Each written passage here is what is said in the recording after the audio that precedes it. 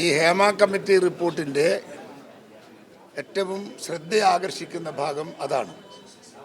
എന്തിനാണ് ഇത്രയും കാലം ഈ റിപ്പോർട്ട് പൂഴ്ത്തിവെച്ചത്? അത് കണ്ടെത്തിയിട്ട് എത്രയോ ആയി. അതിൻ്റെ വസ്തുനിഷ്ഠമായ കാര്യങ്ങൾ പൊതുജന സമൂഹം സമർപ്പിക്കുന്നതിന് സർക്കാരിന് എന്ത് നഷ്ടം, കഷ്ടം?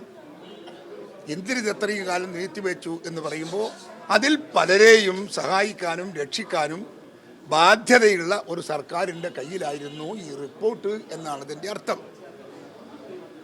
ഇപ്പോൾ സിനിമാ മേഖലകളിൽ എന്ത് നടക്കുന്നു എന്ന് ഞങ്ങൾക്കൊന്നും അറിയില്ല, പക്ഷേ പറയുന്നത് കേൾക്കാറുണ്ട്. ഇന്നിപ്പോൾ നടി ശാരദയുടെ അഭിപ്രായം കേട്ടിട്ടുണ്ടാവും നിങ്ങൾ. അപ്പോൾ സ്വാഭാവികമായും അത്തരം സംഭവങ്ങളൊക്കെ പലയിടങ്ങളിലും ഉണ്ടാകുന്നു. ഇപ്പോൾ സിനിമാ ശാരദ മാത്രമൊന്നുമല്ല, നമ്മുടെ സമൂഹത്തിൻ്റെ എല്ലാ ഭാഗങ്ങളിലും ഈ വൃത്തികെട്ട സംഭവങ്ങൾ നടക്കുന്നു എന്നൊരു യാഥാർത്ഥ്യമാണ്. കോളേജുകളിൽ, സ്കൂളുകളിൽ, ഫാക്ടറികളിൽ, സർക്കാർ ഓഫീസുകളിൽ ഒക്കെ ഇതൊക്കെ സ്വാഭാവികമായി ചെറിയ ഇതുപോലെ വ്യാപകമായിട്ടൊന്നും കേട്ടിട്ടില്ലെങ്കിലും ഇങ്ങനെയൊക്കെ ചെറിയ സംഭവങ്ങളൊക്കെ എല്ലായിടത്തും കേൾക്കുന്നു എന്നത് നമ്മുടെ നാടിൻ്റെ ഏറ്റവും വലിയ നെറികെട്ട നാണം കെട്ട ഒരു ഭാഗമായി നമ്മളതിനെ കാണണം. പരിഹരിക്കാനുള്ള സംരംഭവും പരിഹരിക്കാനുള്ള ഒത്തൊരുമയും കേരളത്തിലെ ജനങ്ങൾ, ഉദ്യോഗസ്ഥന്മാർ, നടീനടന്മാർ എല്ലാ ആളുകളും കാണിക്കണമെന്നാണ് എനിക്കിതേക്കുറിച്ച് പറയാനുള്ളത്. സർക്കാർ പശ്ചാത്തപിക്കണം, സർക്കാർ അതിന് മറുപടി പറയണം. ആരാണ് ഇതിൻ്റെ ഉത്തരവാദി എന്ന് സർക്കാർ പറയണം മറുപടി. ഞങ്ങൾ അതിനുവേണ്ടി കാത്തിരിക്കുകയാണ്. ഈ ഹേമ കമ്മിറ്റി റിപ്പോർട്ട് എന്തുകൊണ്ട് അവർ 5 വർഷം പിടിച്ചു നിർത്തിയെന്ന് തന്നെ ഒരു വലിയൊരു ചോദ്യമാണ്. ഇത്ര അത്യാവശ്യമായ ഒരു വിഷയം ശരിക്കും ഏർജൻസിയോടെ ജനങ്ങളുടെ മുമ്പിൽ ഇറക്കായിരുന്നു എന്നാണ് എനിക്ക് തോന്നിയത്. എന്തായാലും നമ്മൾ ഇതുവരെ കണ്ട് വായിച്ച റിപ്പോർട്ടിൻ്റെ ഫാക്ട്സ് ശരിക്കും ഇംഗ്ലീഷിൽ വാക്കുണ്ടെങ്കിൽ ഡാമിംഗ് ആണ്. ഇത് നമ്മുടെ മലയാള സിനിമ ഇൻഡസ്ട്രി ഇത്ര മോശ സ്ഥിതിയിൽ എത്തിയിട്ടുണ്ടായിരുന്നെന്ന്, മഹിളകൾക്ക് പ്രവർത്തിക്കാനുള്ള ഒരു അൺസേഫ് എൻവയറൺമെൻറ്റ് ഉണ്ടാക്കി അവർ നടത്തിയത് അത് വലിയൊരു സങ്കടം നടന്നൊരു കാര്യമാണ്. നമ്മൾക്ക് ഒരു സംശയവുമില്ല, ഇതിൽ ആവശ്യമുള്ള നിലപാടെടുക്കാൻ സർക്കാർ നല്ലോണം വൈകി. ഈ 5 വർഷം അവരൊന്നും ചെയ്യാതിരിക്കുന്നത് ക്ഷമിക്കാൻ സാധിക്കാത്ത ഒരു ഒമിഷനാണ്. പക്ഷെ അത് പോട്ടെ. ഇനി എന്തായാലും ഇപ്പോൾ റിപ്പോർട്ട് പബ്ലിക്കിലാണ്. ജനങ്ങൾ ഇതിനെക്കുറിച്ച് മനസ്സിലാക്കി ചർച്ച ചെയ്യാൻ തുടങ്ങിക്കഴിഞ്ഞു. ആൾക്കാർക്ക് വലിയ മാറ്റങ്ങൾ കാണണമെന്ന് നിർബന്ധമാണ്, എല്ലാവരുടെയും ആഗ്രഹമാണ്. അപ്പോൾ ഇതിൽ മുൻകൈ എടുത്തിട്ട് ചില ആക്ഷൻ ചെയ്യണം. ഞാൻ മനസ്സിലാക്കി മന്ത്രി പറഞ്ഞിരിക്കുന്നത് ഈ ജസ്റ്റിസ് ഹേമ കമ്മീഷൻ്റെ സ്റ്റേറ്റ്മെൻറ്റ് കൊടുത്ത സ്ത്രീകൾ സർക്കാരിന് പരാതി തന്നിട്ടില്ല. അപ്പോൾ ഈ സർക്കാർ സ്ഥാപിച്ച കമ്മീഷനല്ലേ, അതിൻ്റെ ഒരു എവിഡൻഷ്യറി വാല്യൂ ഉണ്ടല്ലോ.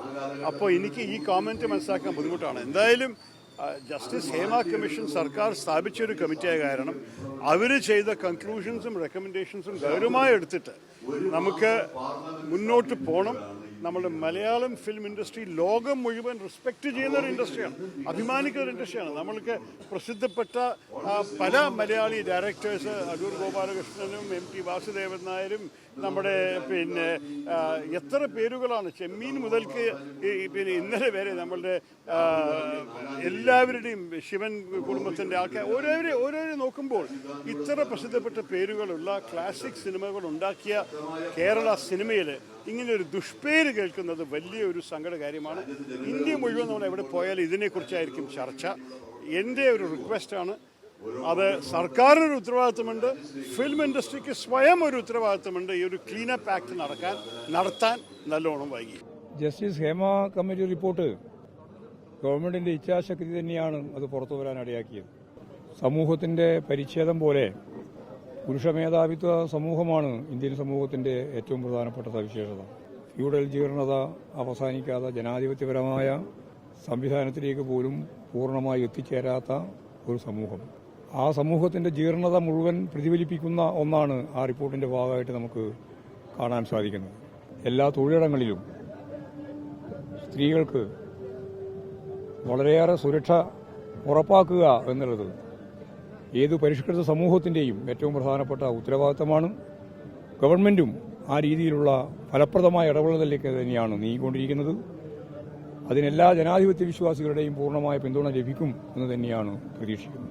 സർക്കാർ ജനങ്ങളുടെ ഒപ്പമാണ്, അതുപോലെ തന്നെ ഈ തുല്യതയ്ക്ക് വേണ്ടിയിട്ടാണ്, അതുപോലെ സ്ത്രീ സമൂഹത്തിന്റെ ഉന്നതിക്ക് വേണ്ടിയിട്ടാണ് സർക്കാർ പ്രവർത്തിക്കുക.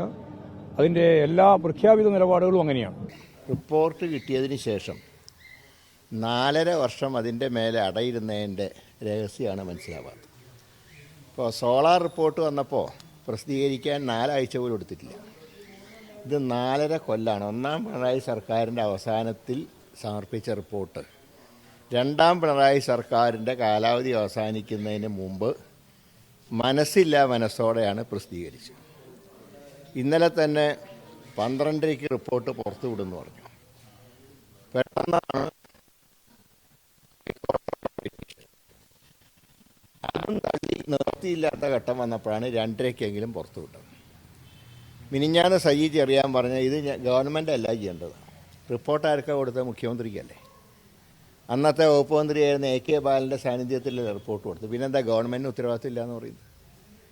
അപ്പോൾ ആരെയൊക്കെ രക്ഷിക്കാൻ വേണ്ടി ശ്രമിക്കുക. ഇതിലിപ്പോൾ റിപ്പോർട്ടിൽ ഇപ്പോൾ നമുക്കറിയാം ഇരകളുടെ പേര് പുറത്ത് പറയാൻ പാടില്ല, അംഗീകരിക്കുന്നു. കാരണം ഇതുപോലെ ബലാത്സംഗത്തിനും അതുപോലെ തന്നെ മറ്റു പലതിനും നിർബന്ധിതരായ നടിമാരുടെ പേര് പുറത്ത് പറയാൻ പാടില്ല. അത് അവർക്കുള്ള പ്രൊട്ടക്ഷനാണ്, ഇരകൾക്കുള്ള പ്രൊട്ടക്ഷനാണ്. പക്ഷേ ഈ ചെയ്ത വിദ്വാന്മാരുടെ പേര് പറയാനെന്താ അത്ര ബുദ്ധിമുട്ട്? അവർക്ക് ഇരകളുടെ പ്രൊട്ടക്ഷൻ ഇല്ലല്ലോ.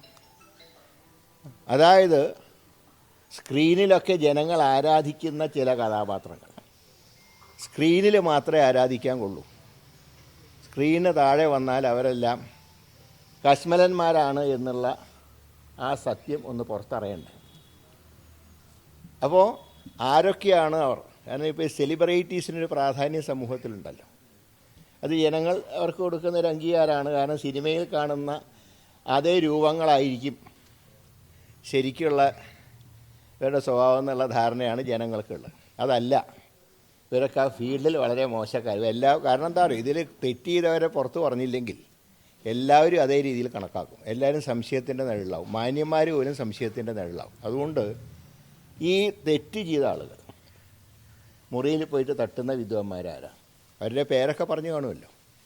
അപ്പോൾ ആ റിപ്പോർട്ട് അത് പുറത്ത് പറയുന്നതിന് എന്താ അത്ര മടിയുടെ ആവശ്യം എന്താ? അങ്ങനെ അവർക്ക് എന്തെങ്കിലും മാനനഷ്ടം ഉണ്ടായാൽ അവർ കേസ് കൊടുക്കട്ടെ.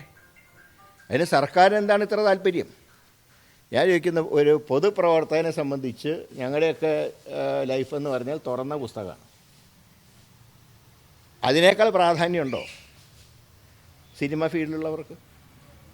ഏത് ഫീൽഡിലാണെങ്കിലും തെറ്റ് ചെയ്യുന്നവരെ പുറത്തു കൊണ്ടുവരണം. ഏത് ഫീൽഡാണെങ്കിലും, രാഷ്ട്രീയമാണെങ്കിൽ രാഷ്ട്രീയം, സിനിമയാണെങ്കിൽ സിനിമ, മറ്റ് സാംസ്കാരിക മേഖലയാണെങ്കിൽ അത്. സിനിമാ ഫീൽഡിൽ പ്രവർത്തിക്കുന്നവർക്ക് പല രാഷ്ട്രീയക്കാരും ഉണ്ട്.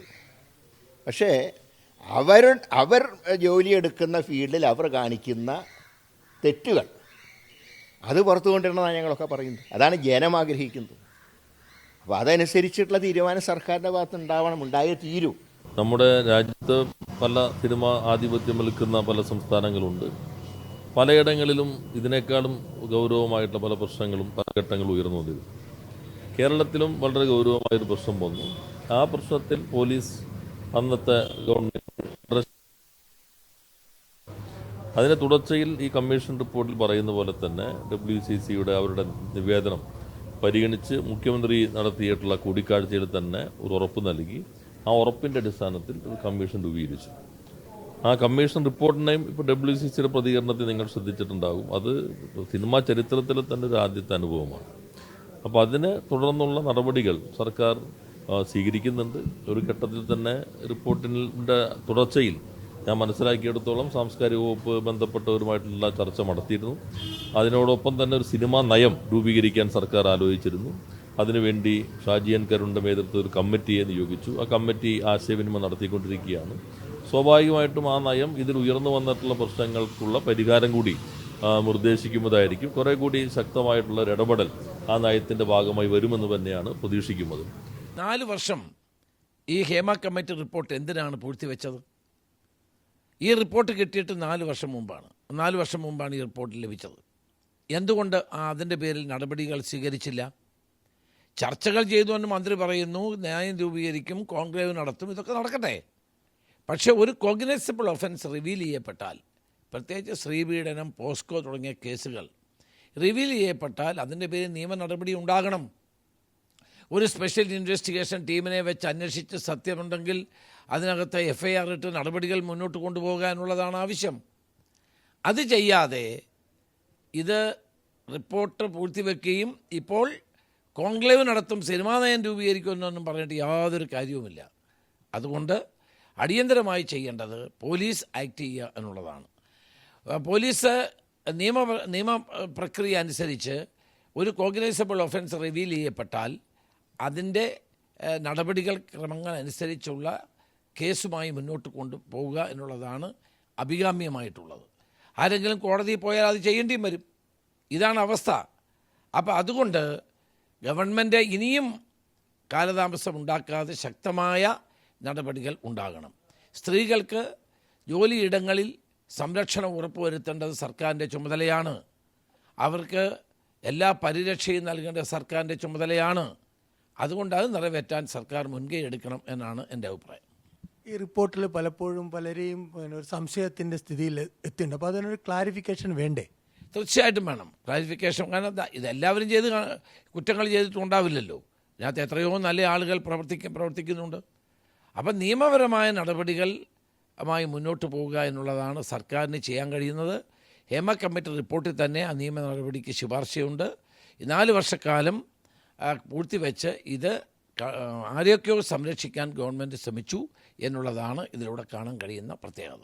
പ്രധാനമായിട്ട് അന്തരിച്ച PT തോമസാണ് ഇത് സിനിമാ മേഖലയിലെ ഒരു ക്ലീൻനെസ് വേണം എന്നൊരു അഭിപ്രായമായി മുന്നോട്ട് വന്നത്. അപ്പോൾ സ്വാഭാവികമായിട്ട് ഇത്തരം ഒരു കമ്മിറ്റി റിപ്പോർട്ടും കോൺഗ്രസിൻ്റെ നിലപാടിനെ സാധൂകരിക്കുന്നില്ലേ? തീർച്ചയായിട്ടും നമ്മളന്ന് പറഞ്ഞ കാര്യങ്ങളൊക്കെ ശരിയാണെന്ന് സ്വാധൂകരിക്കുന്ന കാര്യങ്ങളാണ് പുറത്തു വരുന്നത്. PT തോമസ് ഈ കാര്യങ്ങൾ ഉന്നയിച്ചു എന്നുള്ളത് സത്യമാണ്. ഇനി കോൺഗ്രസ് ഇക്കാര്യത്തിൽ എന്തെങ്കിലും ഗവൺമെൻറ് മാറി നിന്നാൽ കോൺഗ്രസ് ഏതെങ്കിലും പ്രതിഷേധത്തിൽ അല്ലെങ്കിൽ ഏതെങ്കിലും പ്രക്ഷോഭത്തിലേക്ക് മാറുമോ? അല്ലെങ്കിൽ അതിനെപ്പറ്റി ഒന്നും നമ്മളിപ്പോൾ ആലോചിച്ചിട്ടില്ല. റിപ്പോർട്ട് പൂർണ്ണമായി പഠിച്ചു കഴിഞ്ഞിട്ടേ മറ്റു കാര്യങ്ങളിലേക്ക് മുന്നോട്ട് പോകാൻ പറ്റുള്ളൂ. ഇപ്പം മാധ്യമങ്ങളിലൂടെ വന്ന വാർത്തകളുടെ അടിസ്ഥാനത്തിലാണ് ഞാൻ ഈ കാര്യങ്ങൾ പറഞ്ഞത്. ഇപ്പോൾ സിനിമാ മേഖലയിൽ സംഘമുണ്ട്, അമ്മയുണ്ട്, ഫെഡ്കയുണ്ട്, ഇവരൊക്കെ ഇക്കാര്യത്തിൽ മുന്നോട്ട് വരണം എന്നൊരു അഭിപ്രായം താങ്കൾക്കുണ്ടോ? സ്വാഭാവികമായും അവർക്ക് വരേണ്ടി വരും. അവർക്ക് അതിനകത്തൊന്നും ആർക്കും മാറി നിൽക്കാൻ പറ്റില്ല.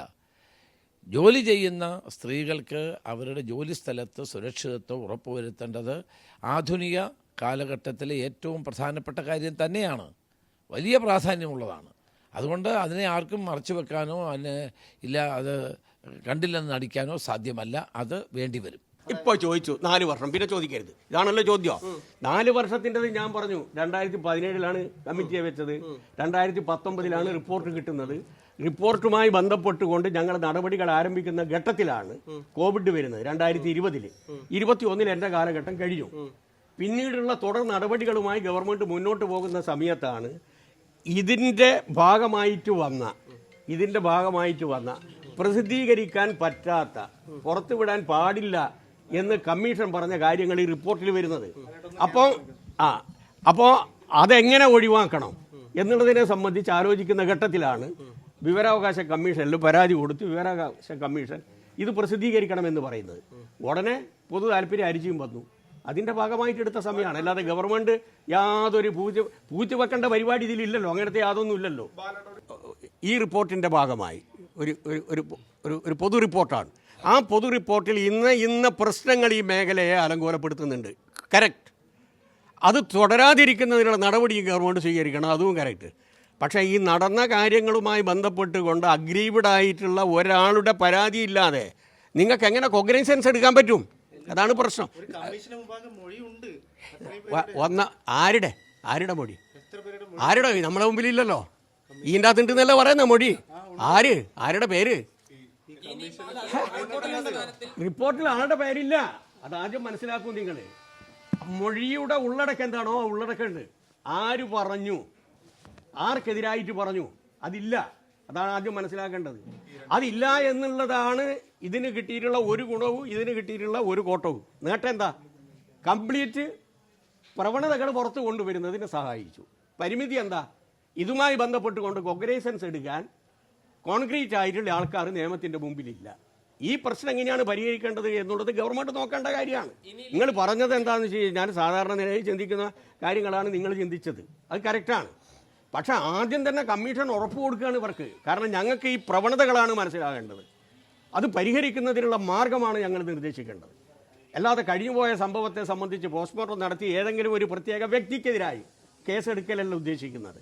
അതുകൊണ്ട് തന്നെ നിങ്ങൾക്ക് നിർഭയമായിട്ട് കമ്മീഷന്റെ മുമ്പാകെ മൊഴി നൽകാം, ഞങ്ങളത് രേഖപ്പെടുത്തും. പക്ഷേ മൊഴിയുടെ ഉള്ളടക്കവും പറഞ്ഞ ആൾക്കാരുടെ പേരും ഞങ്ങൾ പറയില്ല. പറയാൻ പറ്റുന്ന കാര്യങ്ങൾ മാത്രം പറയും. അതിൽ പേരേ പറയില്ല എന്ന് ഉറപ്പ് കൊടുത്തിട്ടാണ് നിർഭയമായിട്ട് ഇവരിത് പറഞ്ഞത്. അതാണ് ഞാൻ പറഞ്ഞത്, 400ഓളം പേജ് വരുന്ന മൊഴികളും രേഖകളും ഇപ്പോഴും അവരുടെ കയ്യിലുണ്ട്, ഗവൺമെൻറ്റിൻ്റെ കയ്യിലില്ല. മനസ്സിലായിക്കോളൂ. അത് പ്രസിദ്ധീകരിക്കണം, അതിൻ്റെ അടിസ്ഥാനത്തിൽ നടപടികൾ സ്വീകരിക്കണമെന്ന് കോടതിയുടെ ഒരു നിർദ്ദേശം ഉണ്ടായാൽ ഒരു ബുദ്ധിമുട്ടുമില്ല.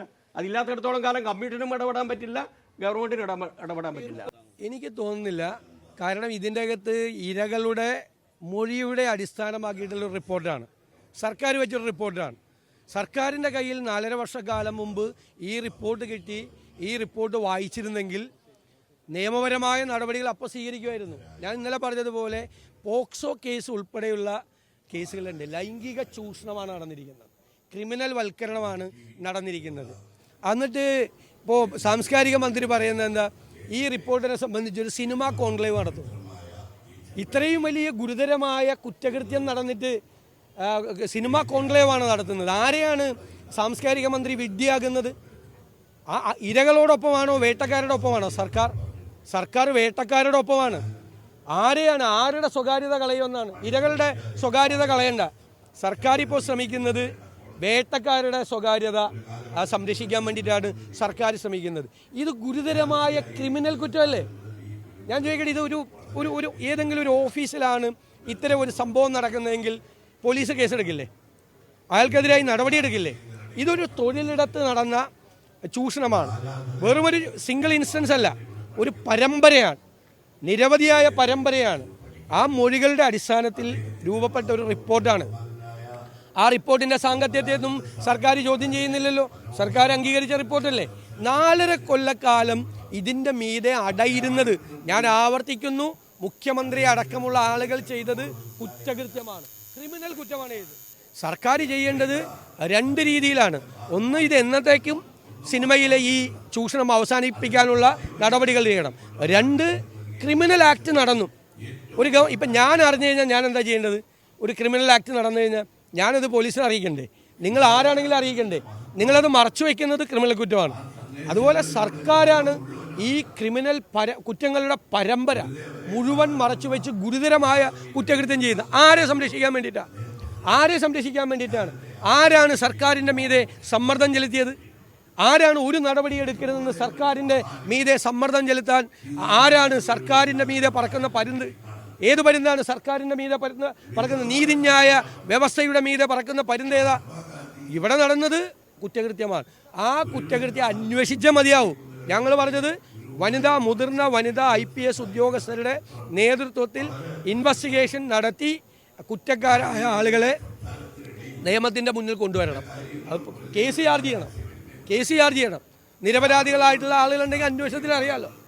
ഇത് ബഹുമാനപ്പെട്ട മുഖ്യമന്ത്രിയുടെ മുമ്പാകെ സിനിമ സീരിയൽ രംഗത്തെ ചില പ്രശ്നങ്ങൾ ഉന്നയിച്ചു വന്ന ഒരു പരാതി അടിസ്ഥാനത്തിലാണ് 1/7/2017 ഹേമ കമ്മിറ്റിയെ നിയോഗിക്കുന്നത്. ആ കമ്മിറ്റിയിൽ 3 സ്ത്രീകൾ തന്നെയായിരുന്നു.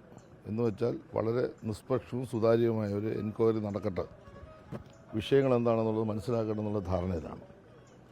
ഇത് ടേംസ് ഓഫ് റെഫറൻസ് തയ്യാറായി കൊടുത്തത് 16/11/2017 31/12/2019 ഹേമ കമ്മിറ്റി റിപ്പോർട്ട് ബഹുമാനപ്പെട്ട മുഖ്യമന്ത്രിക്ക് സമർപ്പിച്ചു. ആ റിപ്പോർട്ട് സമർപ്പിച്ചുകൊണ്ട് തന്നെ 19/2/20 റിപ്പോർട്ട് രഹസ്യമായി സൂക്ഷിക്കണം എന്ന ഒരു നോട്ട്, ഒരു കത്ത് ജസ്റ്റിസ് ഹേമ തന്നെ ഗവൺമെൻറ് സമർപ്പിച്ചിരുന്നു. ആ സമർപ്പിച്ച ഘട്ടത്തിൽ ഇത് സ്റ്റേറ്റ് പബ്ലിക് ഇൻഫർമേഷൻ ഓഫീസറാണ് കൈകാര്യം ചെയ്യുന്നത്. കാരണം സ്വാഭാവികമായിട്ടും ഈ റിപ്പോർട്ട് സുതാര്യമായി പുറത്തുവിടാൻ കഴിയുന്ന റിപ്പോർട്ടല്ല, രഹസ്യമായി സൂക്ഷിക്കണം എന്ന് പറഞ്ഞതിന് ശേഷം അത് ഔദ്യോഗിക തലത്തിൽ അത് കസ്റ്റോഡിയനായി സ്റ്റേറ്റ് ഇൻഫർമേഷൻ ഓഫീസറുടെ കൈവശം പോയി. ആ ഗവൺമെൻറ് കാലാവധി കഴിഞ്ഞു. 2021 പുതിയ ഗവൺമെൻറ് വരുന്നു. പുതിയ ഗവൺമെൻറ് വരുമ്പോൾ നമ്മുടെ മുമ്പിൽ വരുന്ന പ്രശ്നം ഇതിൻ്റെ നിഗമനങ്ങളും നിർദ്ദേശങ്ങളുമാണ്. ഞാനിപ്പോൾ പല പ്രാവശ്യം പറഞ്ഞു കഴിഞ്ഞു. നിങ്ങൾക്കത് മനസ്സിലാഞ്ഞിട്ടല്ല, നിങ്ങൾ മനസ്സിലായിട്ടും ഇതിനെ മറ്റെന്തെങ്കിലും കാര്യങ്ങൾ ഇതിൻ്റെ ഭാഗമായി കിട്ടുമെന്നറിയാൻ വേണ്ടിയാണ് നിങ്ങൾ ചോദിക്കുന്നത്. ഇത് കഴിഞ്ഞ് 22/10/2020 അന്നത്തെ മുഖ്യ വിവരാവകാശ കമ്മീഷൻ ശ്രീ വിൻസനം പോൾ ഒരു ഉത്തരവ് പുറപ്പെടുവിച്ചു. യാതൊരു കാരണവശാലും ഹേമ കമ്മിറ്റി റിപ്പോർട്ട് പുറത്തുവിടാൻ പാടില്ല. അത് ഒരാൾ കൊടുത്ത ഹർജിയിന്മേലാണ്. അങ്ങനെ ഒരു ജുഡീഷ്യൽ സ്വഭാവമുള്ള ഒരു കമ്മീഷൻ ഇത് പുറത്തുവിടരുതെന്ന് പറഞ്ഞു കഴിഞ്ഞാൽ ഗവൺമെൻറ് എന്താ ചെയ്യേണ്ടത്? പുറത്തുവിടണോ? ഒന്നാമത്തെ ചോദ്യം. രണ്ട്, ഈ റിപ്പോർട്ട് തയ്യാറാക്കിയ ജസ്റ്റിസ് ഹേമ തന്നെ കൃത്യമായി എഴുതി കൊടുത്തു ഈ റിപ്പോർട്ട് പുറത്തുവിടാൻ പാടില്ല. അങ്ങനെ മാന്യത കാണിച്ച ഒരു സംസ്ഥാന ഗവൺമെൻറ്റാണ് കേരളം ഭരിക്കുന്നത്. മാന്യത ഞങ്ങൾ കാണിച്ചത്. കാരണം ഇത് എടുത്ത് രാഷ്ട്രീയ ലാഭത്തിന് വേണ്ടിയോ ആരെയെങ്കിലും ഇതിൻ്റെ ഭാഗമായിട്ട് ടോർച്ചർ ചെയ്യാനോ അല്ല ഉപയോഗിച്ചത്. അത് നിങ്ങൾ മാറ്റി വെച്ച് അത് നിങ്ങൾ കസ്റ്റഡി വെക്കുക. ആ കസ്റ്റഡി വെച്ചതിന് ശേഷം 2021 ഞാൻ മന്ത്രിയാകുമ്പോൾ എൻ്റെ മുമ്പിലേക്ക് വരുന്ന പ്രശ്നം 21-22 സമയമായപ്പോഴത്തെ വരുന്ന പ്രശ്നം ഈ ജസ്റ്റിസ് ഹേമ ചൂണ്ടിക്കാണിച്ച 24 നിർദ്ദേശങ്ങൾ, ആ നിർദ്ദേശങ്ങൾ, നിഗമനങ്ങൾ അത് നടപ്പാക്കാനുള്ള നടപടി ഗവൺമെൻറ് സ്വീകരിക്കണം. അപ്പം തന്നെ ബഹുമാനപ്പെട്ട മുഖ്യമന്ത്രിയുമായിട്ട് കൂടി സംസാരിച്ചിട്ട് അതിൻ്റെ നടപടികൾ ഞങ്ങൾ ആരംഭിച്ചു.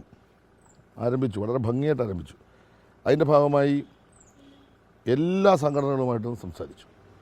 ഇപ്പോൾ WCC ആളുകളെ ഞാൻ വിളിച്ച് സംസാരിച്ചു എന്ന് മാത്രമല്ല, അതിനുശേഷം വനിതാ കമ്മീഷനെ കൊണ്ട് വിളിപ്പിച്ചു ട്രിവാൻഡ്രത്ത്. അവർ വന്നപ്പോൾ പിന്നെ സമയം കിട്ടി. അവരൊരു ദിവസം ഫുൾ ടൈം ചർച്ച ചെയ്തു. അവരുടെ വനിതാ കമ്മീഷൻ ചർച്ച ചെയ്തുണ്ടാക്കിയ ആ രേഖ നമ്മുടെ മുമ്പിൽ വന്നു. ഇവർ മാത്രമായി, അതായത് ആ സിനിമാ രംഗത്ത് WCC ബന്ധപ്പെട്ട വനിതകൾ മാത്രമായി കൂടിയ യോഗത്തിൻ്റെ മിനിറ്റ്സും രേഖകൾ നമ്മുടെ മുമ്പിൽ വന്നു. അതുപോലെ തന്നെ പിന്നെ അമ്മയുടെ പ്രതിനിധികളുമായിട്ട് സംസാരിച്ചു, ടെക്നീഷ്യന്മാരുമായി ബന്ധപ്പെട്ട് സംസാരിച്ചു, തിയേറ്റർ ഉടമകളുമായിട്ട് സംസാരിച്ചു.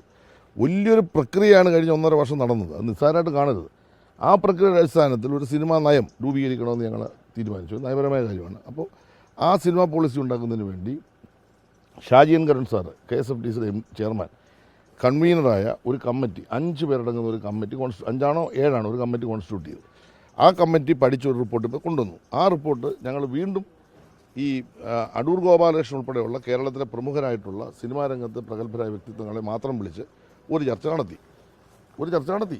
ആ ചർച്ച അടിസ്ഥാനത്തിൽ ചില മാറ്റകയറ്റങ്ങൾ വരുത്താൻ വേണ്ടി തീരുമാനിച്ചു. ചില മാറ്റകയറ്റങ്ങൾ വരുത്തുന്നതിന് വേണ്ടി ഇപ്പോൾ അവിടെ കൊടുത്തു. അത് ഫൈനലൈസ് ചെയ്തുകൊണ്ടിരിക്കുകയാണ്. അപ്പം തന്നെ ഞങ്ങൾ ഒരു കാര്യം കൂടെ തീരുമാനിച്ചു. ഈ വന്നിട്ടുള്ള അടൂർ ഗോപാലകൃഷ്ണൻ സാറിൻ്റെ റിപ്പോർട്ടുണ്ട്, ജസ്റ്റിസ് ഹേമയുടെ പിന്നെ ഈ പറയുന്ന നിർദ്ദേശങ്ങളും നിഗമനങ്ങളും ഉണ്ട്, പിന്നെ മറ്റ് സംഘടനകൾ പറഞ്ഞിട്ടുണ്ട്, WCC ഉൾപ്പെടെ പറഞ്ഞിട്ടുള്ള കാര്യങ്ങൾ എല്ലാം കൂടി വെച്ചിട്ട് നമുക്കൊരു കോൺക്ലേവ് നടത്തണം. അവരെല്ലാം അക്സെപ്റ്റ് ചെയ്തു. ഒരു 2-3 ദിവസം കൊച്ചിയിൽ ഒരു കോൺക്ലേവ് നടത്തണം. അടുത്ത നവംബർ മാസത്തിലേക്ക് അത് പ്ലാൻ ചെയ്തിരിക്കുകയാണ്. ഏറ്റവും വേഗം, കാരണം ഈ പേപ്പറുകളെല്ലാം തയ്യാറാക്കി നമ്മളൊരു റിപ്പോർട്ട് സബ്മിറ്റ് ചെയ്യുക. ആ റിപ്പോർട്ട് അടിസ്ഥാനത്തിൽ ഡിസ്കഷൻ നടന്നിട്ട് അവരുടെ കൂടി അഭിപ്രായങ്ങൾ വിവിധ മേഖലയിലുള്ള ആളുകൾ, അതായത് പിന്നെ ലൈറ്റ് ബോയ് മുതൽ നമ്മുടെ സിനിമാ രംഗത്തെ ഏറ്റവും മുതിർന്ന ആളുകൾ വരെയുള്ള എല്ലാവരുമായി ഈ രംഗത്ത് പ്രവർത്തിക്കുന്നത് ചർച്ച ചെയ്യണം. ഇന്ത്യയിലെ പ്രമുഖരായ സിനിമാ രംഗത്തെ ആളുകളെ പ്രത്യേക ഇതിലേക്ക് ക്ഷണിക്കണം. ലോകാടിസ്ഥാനത്തിലുള്ള ആളുകളെ ക്ഷണിക്കണം. കാരണം ഇതിൻ്റെ സാങ്കേതിക മേഖല മികവുറ്റാക്കണം.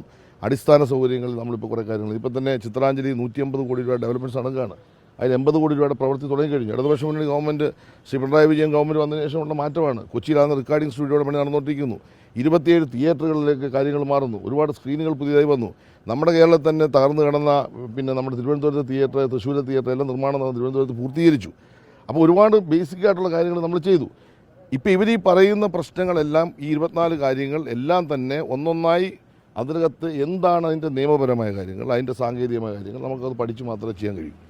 തീർച്ചയായിട്ടും ആ റിപ്പോർട്ടിൻ്റെ അടിസ്ഥാനത്തിൽ വന്നിട്ടുള്ള നിഗമനങ്ങളും നിർദ്ദേശങ്ങളും നടപ്പാക്കാൻ ഗവൺമെൻറ് ഉത്തരവാദിത്തമുണ്ട്. ആ നടപടിക്രമങ്ങളുമായി ഞങ്ങൾ മുന്നോട്ട് പോവുകയാണ്. അപ്പോഴാണ് ഇപ്പോൾ 5/7/2024 ഇപ്പോഴത്തെ വിവരാവകാശ കമ്മീഷൻ, പഴയ വിവരാവകാശ കമ്മീഷൻ 20 കൊടുക്കരുതെന്ന് പറഞ്ഞപ്പോൾ ഇപ്പോഴത്തെ വിവരാവകാശ കമ്മീഷൻ കൊടുക്കണമെന്ന് പറഞ്ഞു. ഞങ്ങൾ അത് കൊടുക്കുന്നത് എതിർത്തില്ല. കാരണം ഗവൺമെൻറ്റിൻ്റെ മുമ്പിൽ അത് എതിർക്കേണ്ട കാര്യമില്ല. കാരണം ഗവൺമെൻറ് എതിർക്കാനും പറ്റില്ല. കാരണം ഗവൺമെൻറ്റിൻ്റെ മുമ്പിൽ മന്ത്രി ആരും കസ്റ്റഡിയിലല്ല. അങ്ങനെ വന്നപ്പോൾ ഒരാൾ ഹൈക്കോടതി പോയി 13/8/2024 ഹൈക്കോടതി പറയുന്നു, പിന്നെ സ്റ്റേ ചെയ്യുന്നു. സ്റ്റേ ചെയ്തതിന് ശേഷം ആ സ്റ്റേക്ക് ശേഷം ഹൈക്കോടതി ഹിയർ ചെയ്തപ്പോൾ ആ സ്റ്റേ വെക്കേറ്റ് ചെയ്തു. കൊടുക്കണം. ആ റിപ്പോർട്ടിൻ്റെ ഏതൊക്കെ ഭാഗം കൊടുക്കണമെന്ന് ഹൈക്കോടതിയും വിവരാവകാശ കമ്മീഷനും കൃത്യമായി പറഞ്ഞിട്ടുണ്ട്. ആ പറഞ്ഞ റിപ്പോർട്ട് ഹൈക്കോടതി പറഞ്ഞ തീയതിക്കുള്ളിൽ കൊടുക്കുക എന്നുള്ളത് മാത്രമേ. കൊടുത്തില്ലെങ്കിൽ അതിൻ്റെ നടപടിക്രമങ്ങളെ സംബന്ധിച്ച് പിന്നെ ഹൈക്കോടതി പറയേണ്ടത്. സ്വാഭാവികമായിട്ടും അത് കൊടുത്തു കഴിഞ്ഞു. അത് കൊടുത്തു കഴിഞ്ഞപ്പോഴാണ് നിങ്ങൾ പറയുന്നത് ഒരുപാട് അതിനകത്ത് കുറ്റകരമായ കുഴപ്പങ്ങൾ ഉണ്ട്. ആ റിപ്പോർട്ട് സ്ത്രീവിരുദ്ധമായ ഒരുപാട് കാര്യങ്ങൾ നാട്ടിൽ നടന്നിരിക്കുന്നു, ഈ രംഗത്ത് നടന്നിരിക്കുന്നു എന്നൊക്കെ പറയുന്നത് നിങ്ങൾ പറയുന്നുണ്ട്. ഈ റിപ്പോർട്ടിൻ്റെ ഇപ്പോൾ പ്രസിദ്ധീകരിച്ച ഭാഗം നാളെ നമ്മൾ ഡിസ്കസ് ചെയ്യുന്നുണ്ട്. എന്താണ് അതിനകത്ത് പറഞ്ഞിട്ടുള്ള ഫാക്ട്സ്, ആ പറഞ്ഞ കാര്യങ്ങൾ വെച്ചുകൊണ്ട് തുടർ നടപടികളിലേക്ക് ഗവൺമെൻറ് പോകേണ്ട ഭാഗമുണ്ടെങ്കിൽ അതിൻ്റെ നിയമപരമായ കാര്യങ്ങൾ പരിശോധിച്ച് തുടർ നടപടിയിലേക്ക് പോകും. ഇതാണ് ഇപ്പോഴത്തെ നമ്മുടെ സ്റ്റാൻഡ്.